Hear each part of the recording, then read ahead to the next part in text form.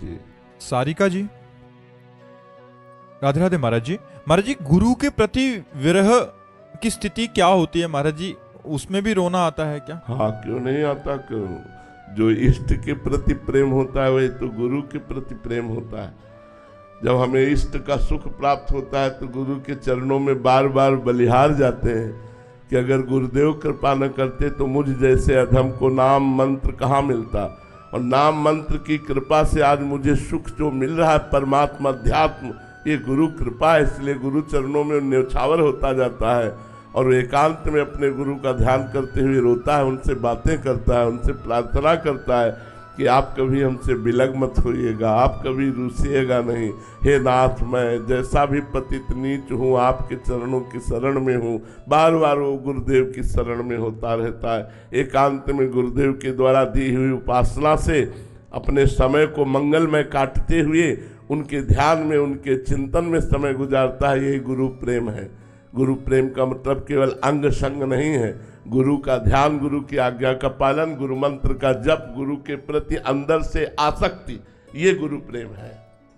अजय कुमार जी, अमृतसर से, राधे राधे महाराज जी।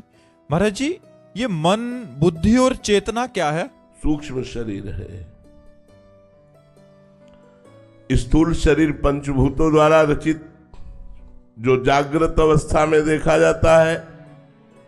सूक्ष्म शरीर, अंतःकरण, चतुष्टय, 5 ज्ञानेन्द्रियां, 5 कर्मेंद्रियां और त्रिगुण माया, सतोगुण, रजोगुण, तमोगुण, यह स्वप्नावस्था में देखा जाता है। और त्रिगुण के परिणाम से जो स्वभाव बनता है उसे कारण शरीर कहते हैं। ये सुषुप्ति अवस्था में रहता है। इन तीनों शरीरों का जो प्रकाशक है उसे चेतना कहते हैं, आत्मा। सब कर परम प्रकाशक जोई, इसी के प्रकाश से पावरफुल होकर के ये कारण, सूक्ष्म और स्थूल शरीर क्रियान्वित होते हैं। शुभ और अशुभ कर्म करके बार बार जन्म मरण को प्राप्त हो रहे हैं। वही चेतना शक्ति, वही चेतना शक्ति जो अजन्मा है, अविनाशी है, अपने को भूल करके इन शरीरों पर राख करके दुर्गति को प्राप्त हो रही है। राम गोपाल, कमल प्रमोद जी, राधे राधे महाराज जी। महाराज जी, चिंता किस प्रकार कम हो महाराज जी? चिंतन के द्वारा। यदि हम भगवत चिंतन करने लगे तो संसार की, देह की आवश्यकताओं की, नाना प्रकार के विषयों की चिंताएं अपने आप नष्ट हो जाएगी। भगवान का चिंतन, हरि स्मृति, सर्व विपद विमोक्षण। भगवान का स्मरण समस्त विपत्तियों का, समस्त चिंताओं का, समस्त शोकों का नाश कर देता है। इसलिए हमारी सबसे प्रार्थना है, चिंता, भय, शोक, विषाद, वासनाएं, ये सबके हृदय में है। सबके हृदय में जो जितना अध्यात्म से जुड़ेगा वो उतना ही बच पाएगा। नहीं तो चिंता, भय, शोक, विषाद और वासना, दुर्वासना, ये सबके हृदय को खींचती रहती, जलाती रहती है। पर जीव किंचन मात्र जहां सुख नहीं है, ऐसे विषयों में भूला हुआ सुख का अनुभव करने के लिए और चिंता, शोक, भय को बढ़ाता चला जाता है। हम सोचते हैं कि धन से सुख शांति मिल जाएगी। नहीं, भोगों से सुख शांति, आप सब है, आपके पास आवश्यकता के अनुसार भोग है, लेकिन क्या आप शांत हैं? क्या आप निश्चिंत हैं? क्या आप निर्भय हैं? क्या आप निशोक हैं? नहीं है। जब तक भगवान की शरण में नहीं जाओगे, भगवान का चिंतन नहीं करोगे, तब तक चिंताओं से मुक्त नहीं हो सकते। प्रणत कामदम पद्मचार्चितम धरणि मंडलम ध्येय मापति। जो इनके चरणों की शरण में हो जाता है उसकी समस्त चिंताएं मिटा देते हैं। चिंतामणि है। चिंतामणि प्रणमताम ब्रज नागरीणाम चूड़ामणि कुलमणि वृषभानु। अगर हम श्री श्यामा श्याम की शरण में हो जाते हैं, प्रतिपल श्यामा श्याम श्यामा श्याम कहते हैं, तो आप देख लीजिएगा कोई चिंता ही नहीं रह जाएगी। जो चाहत है नित्य सुख, अरु मन को विश्राम, हित ध्रुव हित सो भजत रहो, पल पल श्यामा श्याम श्यामा श्याम। सबसे बड़ी साधना, आराधना, उपासना, अध्यात्म, भगवत चिंतन होना है।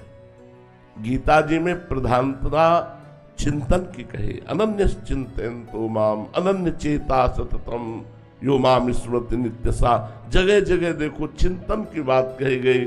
संपूर्ण गीता जी सुनने के बाद जो शोकग्रस्त विषादग्रस्त अर्जुन जी थे, उन्होंने कहा नष्टो मोहा स्मृति लब्धा तत्प्रसादान में अच्युता। हे अच्युत, आपकी कृपा प्रसाद से अब शोक नष्ट हो गया, मोह नष्ट हो गया। क्या प्राप्त हुआ? स्मृति लब्ध्वा, भगवत स्मृति जागृत हो गई। इसलिए हमारी प्रार्थना है, सबसे धन, पद, भोग, विषय ये तुम्हारे हृदय को शीतल नहीं कर पाएंगे, क्योंकि तुम अविनाशी भगवान के अंश हो। तुम जब तक भगवान की शरण में नहीं आओगे, भगवान का चिंतन नहीं करोगे, भगवान की लीला कथाएं नहीं सुनोगे, भगवान का नाम कीर्तन नहीं करोगे, तब लग कुशल न जीव कहूं सपने हूं मन विश्राम। जब लग भजत न राम कहूं शोक धाम तज काम। इसलिए चिंताओं का नाश करने के लिए चिंतामणि भगवान का नाम। पायो नाम चारु चिंतामणि उर करते न खसई हो, अबलो नसानी अब ना लसई हो। पा गया चिंतामणि प्राप्त। क्या? पायो नाम चारु चिंतामणि उर करते न खसई हो। अब हृदय रूपी हाथ से नाम रूपी चिंतामणि को छूटने नहीं दूंगा। हर समय हृदय में सुमिरन करूंगा, राधा राधा राधा राधा। चिंताएं नष्ट हो जाएंगी, बाधाएं नष्ट हो जाएंगी, आप आनंद में नाच पड़ेंगे। आप देख लीजिए आनंद किसे कहते हैं, अभी तक पहचाना ही नहीं। आप हर समय नाम जपने का अभ्यास कीजिए, उठते बैठते चलते फिरते आपका यह लोक और परलोक सब मंगल हो जाएगा, विश्वास कीजिए। वर्षा जी राजस्थान से, राधे राधे महाराज जी। महाराज जी, अगर कोई साधक व्रत एवं उपवास मन को नियंत्रण करने के लिए करता है तो ये शरणागति में बाधा तो नहीं है? ऐसी स्थिति में साधक को क्या करना चाहिए महाराज जी? नहीं, ये तो हम अपने मन को पवित्र करने के लिए संयम में लाते हैं कि हमको ये नहीं पाना, ये नहीं पाना, इतना पाना है, ऐसे चलना है। प्रारंभिक है, इसका कोई ज्यादा महत्व तो नहीं है, इसका कोई खास महत्व तो नहीं है। सात्विक भोजन भगवान को अर्पित करके अल्पाहार किया जाए तो इससे हमारे मन पर काबू होने में बड़ा सहयोग मिलता है।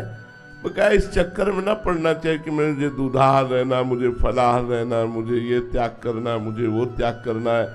हमें भगवान की स्मृति में डूबने में सहायक क्या है, हमको ये देखना है। अगर हम अल्पाहार करके भजन में खूब तन्मय है तो हमें अल्पाहार करना चाहिए। अगर हमें भोजन की याद आती तो हम 4 रोटी नमक दाल जो मिला खा लिया, खूब भजन किया।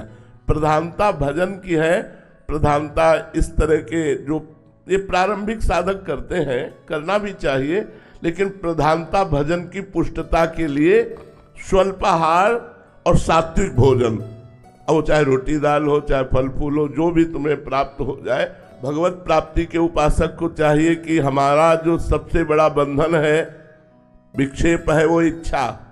इसीलिए हमारे यहाँ माधुकरी वृत्ति संतों को और गृहस्थ को धर्म से कमाए हुए धन के द्वारा प्राप्त अन्न अल्पाहार कहा गया है।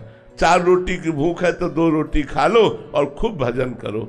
भजन करने के लिए ज्यादा ऐसा कोई व्यवहार, हमें ये ध्यान रखना, जीवन भर ध्यान रखना है। अब तो भगवान के विधान के अनुसार जैसा भगवान चलावे वैसा हो गया, महलों में रखे चाहे झोपड़ी में बांध दें। जीवन भर इस बात का ध्यान रखते रहे हैं कि इसके बिना हम रह सकते हैं कि नहीं। हम भगवान के चिंतन के बिना नहीं रह सकते और सबके बिना रह सकते हैं। जीवन में कई कई दिन भोजन न मिलने पर भी भजन में कोई विक्षेप नहीं। हम उपवास आदि करें पर यह ध्यान रखते रहे कि अधिक धन वाली वस्तुओं का अगर हम सेवन करेंगे, खाएंगे, पिएंगे तो फिर हमारे भजन में, नवीन साधना में फिर उन्नति नहीं होगी। और जब साधन परिपक्व हो जाता है तो भगवान जैसे चाहे वैसे रखे, महलों में रखे चाहे झोपड़ी में बांधते, उनका खेल है।